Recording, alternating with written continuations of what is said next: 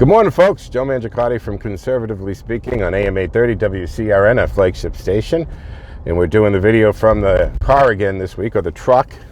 You have the, don't usually drive this. It's the big, super heavy-duty Ford 250. It's so high up here. I feel like I'm in one of those tractor trailers looking down at everybody. Of course, my co-pilot here, Teddy's with us. Teddy, the Super Pup.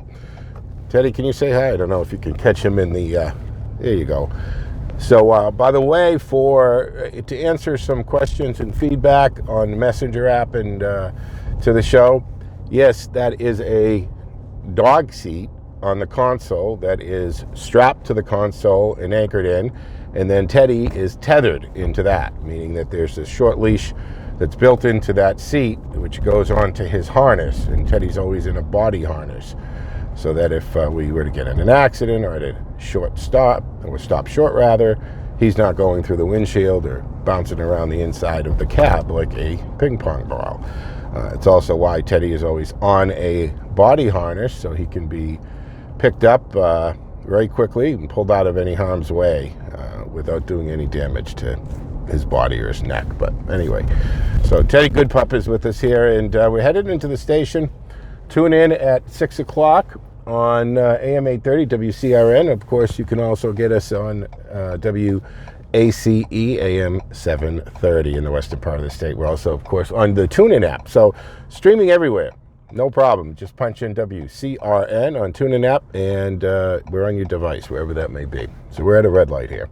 A lot coming up today, a green light. So Dr. Larry Fedawar is joining us in hour 2. We're going to talk about the gap between the rich and the poor, to put it quite simply. The gap is expanding, the gap is growing. We need to address the gap.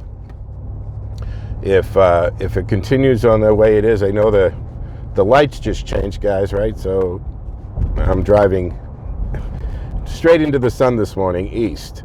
So anyway, the gap is widening, and we're going to talk about that with Dr. Fedawar. I mean, we're basically headed back to Revolutionary War, where we had a king and lords and ladies and serfs, and we could be headed there because the percentage-wise, and he'll break that down for us more and more. And the way that income is being derived today is lending itself to more of that, aristocrat type of deal than it is a capitalist, with a heavy middle class working. So we'll talk about that. But long before that, there's so much to talk about. First of all, my unbeknown girlfriend, unbeknown to her, Sarah Huckabee Sanders, stepping down as White House press secretary. And I think that's a shame in the fact that she's stepping down, because she's done a fantastic job in the media. The left are just ripping her apart, right? Telling her that she was loyal to the president, and calling her a liar. And, these people calling the press secretary a liar when, I'm not going to get into the tit for tat stuff with that, but, if these were journalists, they would have been asking the questions why Hillary Clinton lied and had her people come out and lie about Benghazi and lie about it being all because of a video. Nobody asks any of the left, the Democrats, those questions. They just don't ask it. And the bias is just so ridiculous, but you know all this, people. So anyway, Sarah Huckabee Sanders, she's stepping down. We had the incident with the tankers. We'll talk about that. Not a lot of time on that. But the president sat down with Stephanopoulos this week and ended up scolding him, telling him that he's being a wise guy. And he is. He's just, I can't stand watching him. He was a hack. He was back in the Clinton days. Let's not forget those audio tapes of him bullying and threatening women who were accusing Bill Clinton of rape and harassment and wrongdoings. And one of the staffers smuggled the tape of him on the phone. I mean, just remember who he is, right? $15 million a year to pretend that he's a journalist. And folks, he's no journalist, all right? It just isn't the case. So we'll talk about that a little bit. Part of that conversation, the president conversation he had about the tapes in the FBI, I think was fantastic. He said, look at him, my whole life, and he's done, Trump's been involved with a lot of things. He's like, I've never called the FBI. Who does that?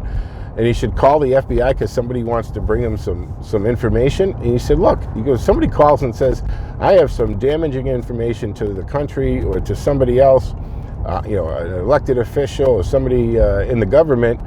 Of course you're going to listen to it. How do you know what the hell's in it if you don't listen to what it is? And then go from there and take it. I mean, he just met with the Queen of England. Was he supposed to call the FBI after that dinner?